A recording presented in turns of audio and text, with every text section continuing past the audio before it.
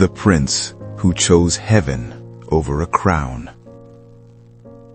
He was born into royalty, surrounded by wealth, raised for power. Yet history does not remember him as a king.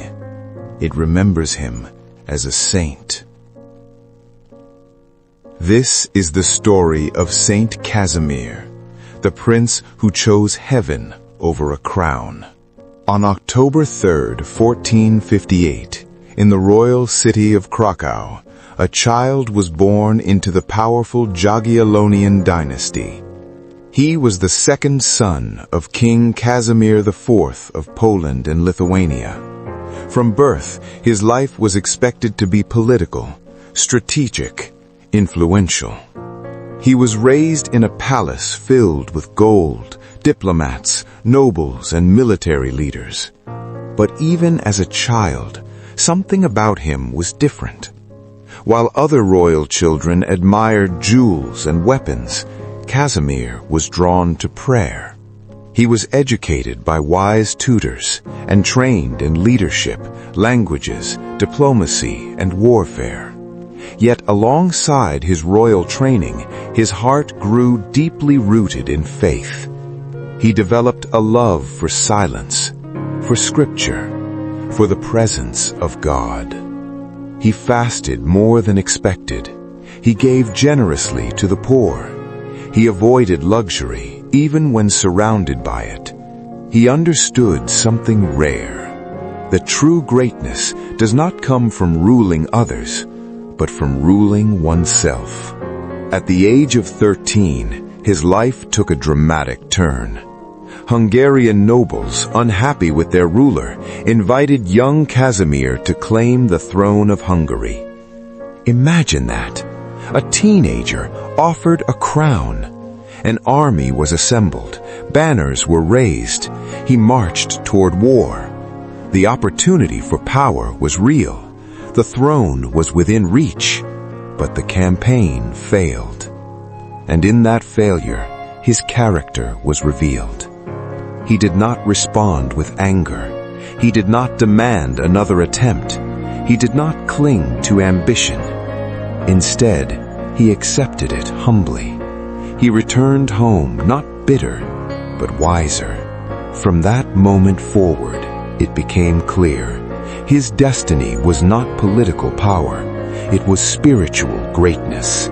As he matured, Casimir became known throughout the kingdom for his purity and devotion. He had a deep love for the Blessed Virgin Mary. He spent long hours praying in cathedrals, often late into the night. He slept on the floor rather than in royal beds.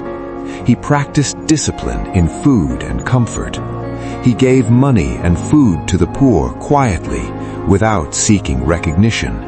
In a royal court filled with ambition and intrigue, he lived with integrity. He chose chastity. He chose humility. He chose holiness. He believed leadership must reflect justice and compassion. He showed that strength is not loud, it is faithful. But his body grew weak. Casimir developed tuberculosis, a serious illness at the time. Doctors urged him to ease his spiritual disciplines, to rest more, to seek comfort. But he did not abandon his devotion. Though physically fragile, his faith remained strong. On March 4th, 1484, at just 25 years old, Casimir died. He never wore a king's crown. But something extraordinary happened after his death. People began reporting miracles. His tomb became a place of prayer. Devotion spread across Poland and Lithuania. Years later, his cause for sainthood was officially opened, and the prince who once walked away from a throne was honored by the Church as a saint. Today, Saint Casimir is remembered as the patron saint of Poland and Lithuania, and especially of young people. His shrine stands in Vilnius Cathedral. His feast day is celebrated every year on March 4th. But his greatest legacy is not found in stone buildings. It is found in the message of his life. In a world that glorifies fame, he chose faith. In a world that chases influence, he chose integrity. In a world obsessed with power, he chose purity. He teaches us that you do not need old age to be holy. You do not need a throne to be great. You do not need influence to leave an impact. True royalty is holiness. True power is self-control. True success is faithfulness to God. Saint Casimir's life asks us a question. If you were offered a crown, what would you choose? Ambition? Recognition? Control? Or would you choose what lasts forever? He walked away from a kingdom and gained eternity. Saint Casimir, pray for us.